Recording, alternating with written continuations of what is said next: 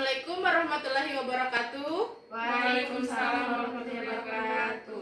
Pertama-tama marilah kita panjatkan puji dan syukur kepada kehadiran Allah Subhanahu wa taala atas berkat limpahan rahmatnya kami dapat menyelesaikan tugas video ini.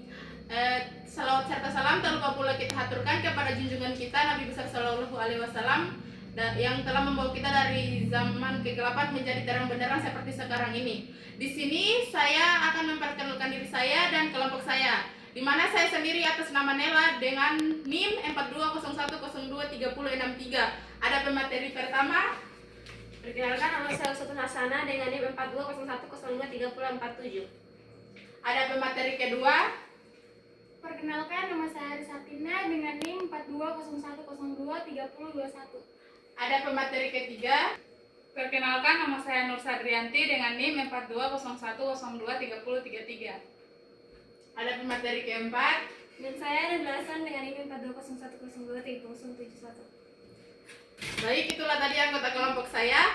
Di sini tujuan kami untuk membuat video ini adalah untuk memenuhi tugas mata kuliah yang berjudul Etika dan Hukum Keperawatan dengan dosen pengampu Bapak Claudes Wardin Eskepners MKes. Di mana di sini kami akan memaparkan materi yang berjudul regulasi hukum. Untuk mempersingkat waktu, saya persilahkan kepada pemateri pertama.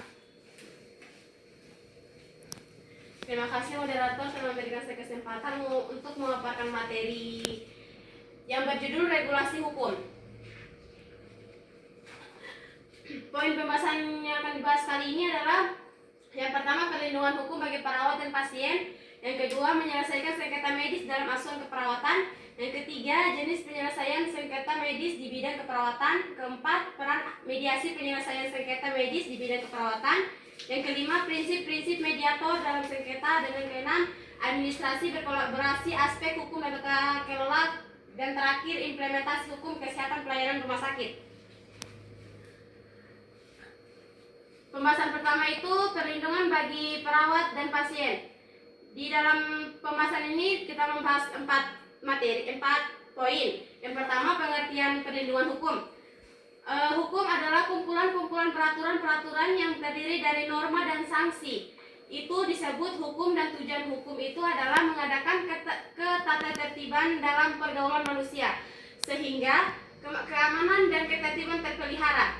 Perlindungan berarti memberi jaminan atau keamanan, ketentraman, kesejahteraan dan kedamaian dari pelindung kepada yang dilindungi atas bahaya atau risiko yang mengancamnya. Yang kedua itu pengertian tenaga perawat. Perawat sebagai tenaga profesional bertanggung jawab dan berwenang memberikan pelayanan keperawatan secara mandiri dan berkolaborasi dengan tenaga kesehatan sesuai dengan kewenangannya, terutama terkait dengan lingkup praktik keperawatan. Praktik keperawatan adalah tindakan mandiri profesional melalui kerjasama atau kolaborasi dengan pasien dan tenaga kesehatan lainnya dalam memberikan asuhan keperawatan sesuai lingkup wewenang dan tanggung jawabnya.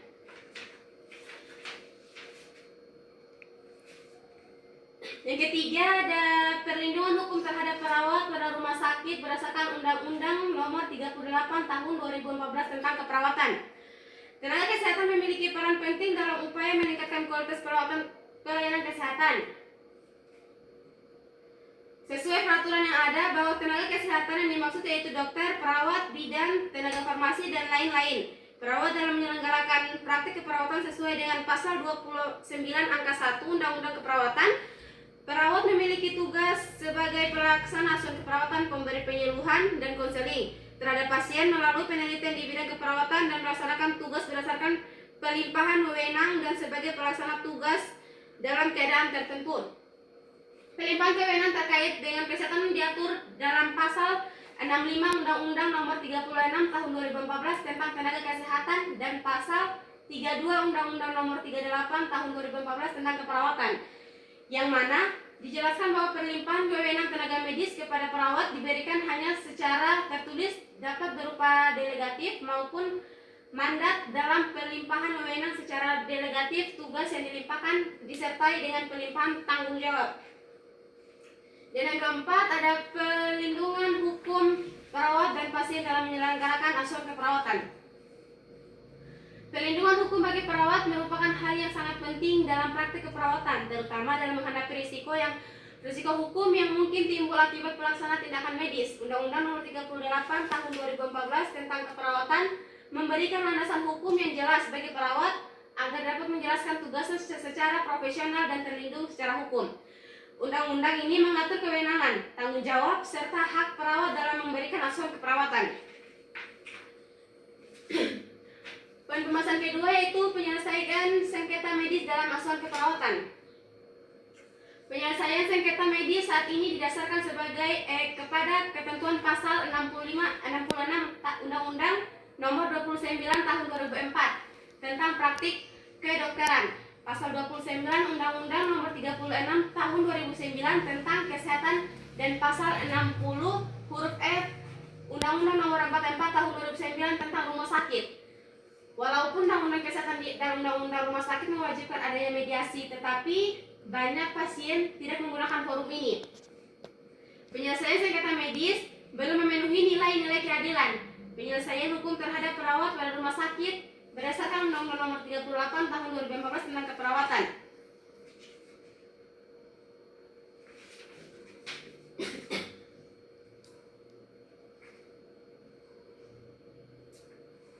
Dalam penyelesaian sengketa medis dalam asuhan keperawatan itu terdapat mekanisme penyelesaian sengketa medis dalam konteks asuhan keperawatan, di mana mekanisme penyelesaian sengketa medis dalam konteks asuhan keperawatan dapat dilakukan melalui jalur litigasi dan non-litigasi. Jalur litigasi melibatkan proses pengadilan dan formal dan biasanya memakan waktu lama serta biaya besar. Oleh karena itu, jalur non-litigasi seperti mediasi, negosiasi, dan konsilasi lebih diutamakan untuk menyelesaikan sengketa secara damai dan efisien. Selain mediasi dan litigasi, beberapa rumah sakit juga menerapkan mekanisme penyelesaian sengketa melalui konsilasi, yaitu proses di mana pihak ketiga membantu para pihak untuk mencapai kesepakatan tanpa harus melalui pengadilan. Konsiliasi ini bersifat lebih formal, lebih informal dan fleksibel sehingga dapat menyesuaikan dengan kebutuhan para pihak.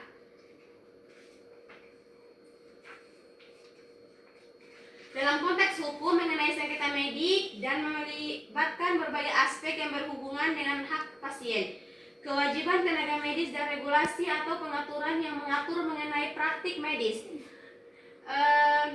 Beberapa aspek hukum yang sejalan dengan sengketa medis yaitu ada tanggung jawab hukum tenaga medis, yaitu dokter, perawat, dan profesional lainnya. Hal ini meliputi kewajiban untuk melakukan sesuatu sesuai dengan standar profesi, etika, serta peraturan yang berlaku dalam memberikan pelayanan medis kepada pasien. Tanggung jawab ini dibagi menjadi beberapa kelompok, seperti tanggung jawab perdata atau civil liability. Tanggung jawab perdata ini muncul jika seorang tenaga medis melakukan tindak kelalaian atau kesalahan yang menyebabkan kerugian material ataupun kerugian imaterial kepada pasien. Tuntunan ini biasanya meliputi klaim ganti rugi atau kerugian yang dialami pasien akibat tindakan medis yang tidak sesuai standar.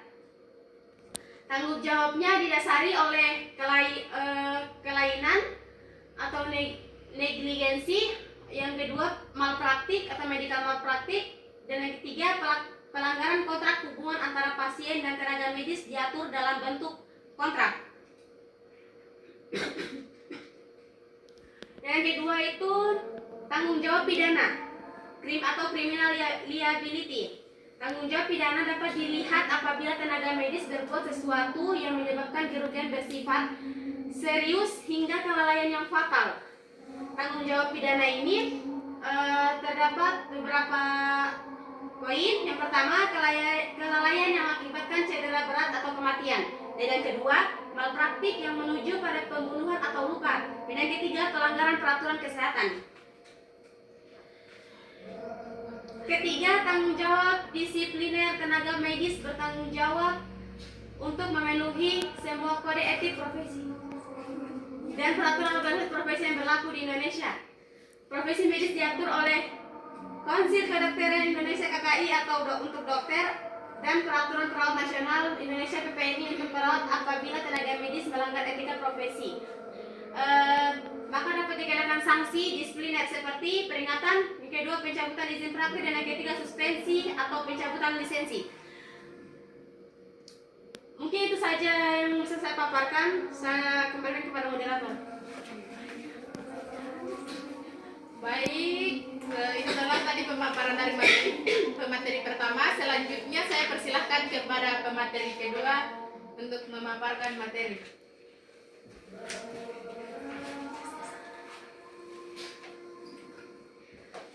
Baik, terima kasih kepada moderator telah memberikan kesempatan kepada saya. Di sini saya akan melanjutkan pemaparan materi dari pemateri pertama. Nah, di sini tuh ada pertama itu tanggung jawab terhadap pengawasan dan standar profesi. Tanggung jawab ini meliputi tenaga medis, baik dokter maupun perawat atau profesional kesehatan lain. Mereka harus memastikan bahwa sudah berpraktik sesuai dengan pedoman, protokol, dan perkembangan terbaru dalam bidang medis. Yang kedua, tanggung jawab dalam kasus informan konsen. Salah satu kewajiban utama tenaga medis adalah untuk memberikan informan konsen kepada pasien. Hal ini berarti bahwa tenaga medis harus memberikan informasi mengenai prosedur medis yang akan dilakukan, alternatif pengobatan, serta risiko ke depan yang akan terjadi. Yang kedua, hak pasien.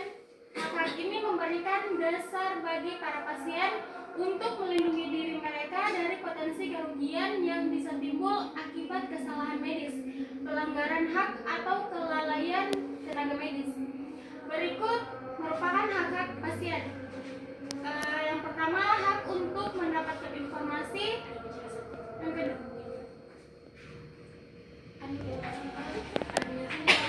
nah, sini ada hak-hak pasien. Yang pertama itu hak untuk mendapat informasi. Yang kedua, hak untuk menolak tindakan medis.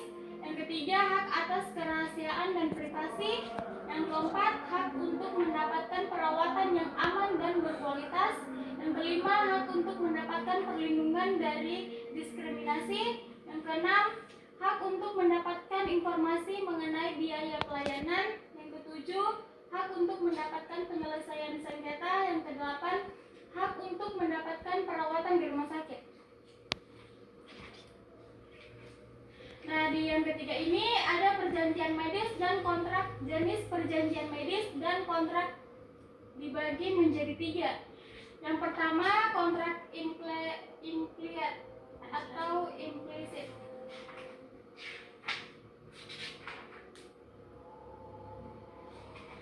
Perjanjian implisit terjadi secara tidak langsung melalui tindakan. Dalam hal ini, meskipun tidak ada kontrak tertulis, tindakan antara pasien dan tenaga medis menunjukkan adanya kesepakatan. Yang kedua, kontrak tertulis. Perjanjian tertulis dalam praktik medis biasanya terjadi pada prosedur medis yang lebih kompleks, seperti pembedahan atau pengobatan yang memerlukan persetujuan lebih lanjut. Dalam perjanjian ini, pasien secara tertulis memberikan persetujuan untuk menjalani suatu prosedur medis setelah diberi informasi tentang prosedur. Yang ketiga, perjanjian berdasarkan standar profesi. Perjanjian ini adalah jenis perjanjian yang terbentuk berdasarkan standar profesi medis. Tenaga medis berjanji untuk memberikan perawatan yang sesuai dengan standar profesi yang berlaku, sedangkan pasien berhak menerima pelayanan yang aman dan sesuai dengan standar tersebut. Saja pemaparan materi dari saya. Selanjutnya saya kembalikan kepada moderator. Baik, terima kasih kepada pemateri kedua yang telah memaparkan materinya. Selanjutnya, Terima kasih kepada moderator telah mempersilahkan saya untuk melanjutkan pemaparan materi dari pemateri kedua, yaitu peran mediasi penyelesaian sengketa medis di bidang keperawatan. Mediasi memiliki peran strategis dalam penyelesaian sengketa di bidang keperawatan karena mengedepankan prinsip musyawarah dan mufakat. Dengan mediasi kedua, pihak dapat berdialog secara terbuka dalam mencari solusi yang saling menguntungkan tanpa harus memulai proses pengadilan yang panjang dan melelahkan. Selain mempercepat penyelesaian sengketa, mediasi juga membantu memulihkan hubungan antara pasien dan tenaga kesehatan yang mungkin sempat renggang akibat sengketa. Proses ini memungkinkan adanya permintaan maaf, kompensasi atau perubahan prosedur yang dapat meningkatkan kualitas pelayanan keperawatan. Selain itu, mediasi memberikan kesempatan bagi para pihak untuk mempertahankan hubungan profesional dan sosial yang baik, yang sangat penting dalam konteks pelayanan kesehatan yang berkelanjutan. Poin kelima yaitu prinsip-prinsip mediator dalam sengketa. Dalam mediasi, para pihak yang bersengketa proaktif dan memiliki kewenangan penuh dalam mengambil keputusan. Mediator tidak memiliki kewenangan dalam mengambil keputusan, tetapi ia hanya membantu para pihak dalam menjaga proses mediasi guna mewujudkan kesepakatan damai mereka. Mediator harus memiliki sejumlah persyaratan dan keahlian atau skill yang akan membantunya mencari sejumlah kemungkinan penyelesaian sengketa. Neutrality atau netralitas merupakan salah satu prinsip dari 5 prinsip dasar yang ada dalam mediasi. Kelima prinsip tersebut adalah prinsip kerahasiaan atau confidentiality, sukarela atau volunteer, pemberdayaan atau empowerment, ada netralitas dan solusi yang unik.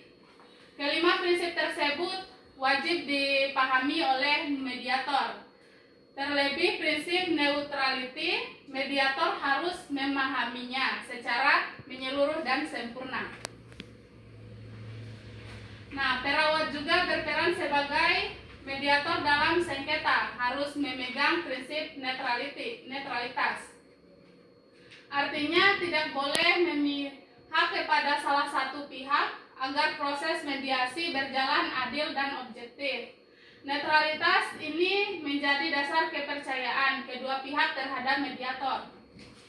Selain itu, mediator harus menjaga kerahasiaan semua informasi yang diperoleh selama proses mediasi. Kerahasiaan ini penting untuk menciptakan suasana yang aman dan nyaman sehingga para pihak dapat berbicara secara terbuka tanpa takut informasi disalahgunakan. Ada prinsip yang harus dipegang adalah menghormati hak dan martabat kedua belah pihak serta memfasilitasi komunikasi yang terbuka dan konstruktif. Dengan prinsip ini, mediator dapat membantu menemukan solusi yang adil dan dapat diterima oleh semua pihak. Baik, itu saja pemaparan materi dari saya kembalikan kepada moderator. Baik, terima kasih kepada pemateri ketiga yang telah memaparkan materinya. Selanjutnya saya persilahkan kepada pemateri keempat untuk memaparkan materinya. Baik, terima kasih kepada moderator yang telah mempersilahkan saya untuk melanjutkan pemaparan materi dari pemateri 3. Di sini ada administrasi dan korelasi aspek hukum dan tata kelola. Administrasi keperawatan memiliki korelasi erat dengan aspek hukum karena dokumentasi yang lengkap dan akurat merupakan bukti penting dalam perlindungan hukum bagi perawat dan pasien. Administrasi yang baik juga mendukung tata kelola rumah sakit yang transparan dan akuntabel. Dokumentasi asuransi keperawatan yang sesuai dengan standar profesi dapat menjadi alat pembelaan hukum jika terjadi sengketa atau tuntutan malpraktik. Oleh karena itu, perawat harus dilatih untuk memahami pentingnya administrasi yang benar dalam praktik keperawatan sehari-hari. Selain itu, administrasi yang baik memungkinkan rumah sakit untuk melakukan audit dan evaluasi secara berkala guna meningkatkan kualitas pelayanan dan mematuhi standar akreditasi yang ditetapkan oleh pemerintah. Kemudian ada implementasi hukum kesehatan pelayanan rumah sakit. Implementasi hukum kesehatan dalam operasional rumah sakit itu diwujudkan melalui penerapan standar pelayanan, kepatuhan terhadap undang-undang kesehatan dan keperawatan, serta mekanisme penyelesaian sengketa yang efektif seperti mediasi. Hal ini memastikan pelayanan kesehatan berjalan sesuai regulasi dan etika profesi. Implementasi hukum kesehatan juga mencakup pengawasan dan penegakan sanksi terhadap pelanggaran yang terjadi di lingkungan rumah sakit. Hal ini penting untuk menjaga integritas dan profesionalisme tenaga kesehatan serta melindungi hak pasien. Selain itu, rumah sakit harus memastikan bahwa seluruh prosedur operasional standar atau SOP telah disusun dan diterapkan secara konsisten agar pelayanan berjalan efektif dan sesuai dengan ketentuan hukum yang berlaku. Sekian pemaparan dari saya, kembalikan kepada moderator. Baik, itulah hasil pemaparan materi dari kelompok saya yang dibawakan oleh rekan-rekan saya. Saya akhiri dengan ucapan wabillahi taufik wa hidayah. Wassalamualaikum warahmatullahi wabarakatuh. Waalaikumsalam warahmatullahi wabarakatuh.